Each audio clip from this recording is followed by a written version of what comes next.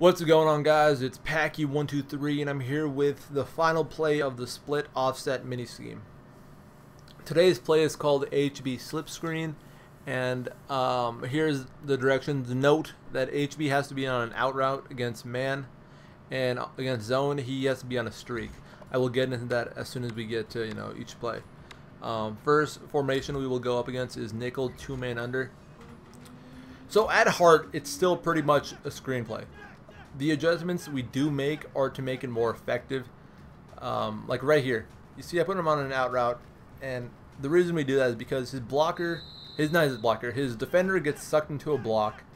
It's much faster than waiting for a screenplay to develop. And also, the reason we pick an out route as opposed to a wheel route or a flat route is because, say by some chance that a defender breaks free of his block, or say even a user player pops out of nowhere to make a tackle, then at the very worst it's going to be maybe a -1 yard loss, or maybe even a 1 yard gain. But if there was a flat zone or a wheel route, then you're 5 yards in the backfield and you're screwed. So that's why we do the out route. Against zone, this play is also pretty effective. The only difference is that you put Y on a streak, like I said earlier. The reason for that, I'm not sure why. The out route does not work that well, so I can't give you like a good explanation. It might be because the flat zone in cover 3 plays the out route a bit better, and it doesn't go to the zig route. I don't know why, but that's just my assumption. But if you put him on a streak, the flat zone should go to the zig or the out route, and Y is going to be wide open for a solid amount of yards. There's also one more adjustment I do like to make. I don't know if I do it on this play or the next play. That's not this play, I don't think. Yep. I put A on a drag. And the reason I put him on... That's actually timed that pretty well. I did not expect that to happen. The reason we put A on a drag is because when people see a screen developing, their immediate focus is on the running back. So everyone else is, out of focus, obviously. And surprisingly, A also gets wide open because we have 3 people blocking downfield, and even a 4th blocker in the running back, because once we throw to A, Y is going to go immediately to the closest blocker, or closest opponent, and block him. And that is very good for us. That means we can probably get a big play out of it.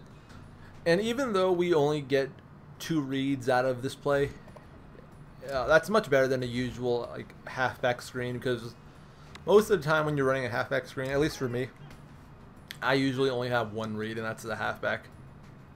So having that luxury of having an extra guy is very beneficial, I'd say. And right here I'm just running against dime. Same concept applies. Put the halfback on an out route and you should be good for a good couple yards. One thing I do recommend is that try to put the halfback who you're motioning, have him step a couple more steps than usual so you can get that man switch. Because sometimes you might not get the man switch, and then the guy who's covering Y is in a good position. But if you do get the man switch, the guy who's covering Y, he blitzes, and the guy who's covering RB, he has to go to Y, and he's already at a disadvantage because he's so far back. And that just is to your benefit. It's really up to you. The play works with or without that. It's just more effective if you motion the guy a bit more out. And I think I'm done showing you the man after this play. Yep. So cover 3 dime. Same concept applies. Just put Y on a streak, A on a drag, and it will work out. I'm going to show you this maybe like 2 times because the same principles apply. But that's the end of this mini scheme. I do like to also throw in the option or the triple option in out of split offset when I'm running this, and I recommend you do the same because it's always good to have a running play in there. And like I said, if you enjoy this, please let me know in the comments below if it's helped you out.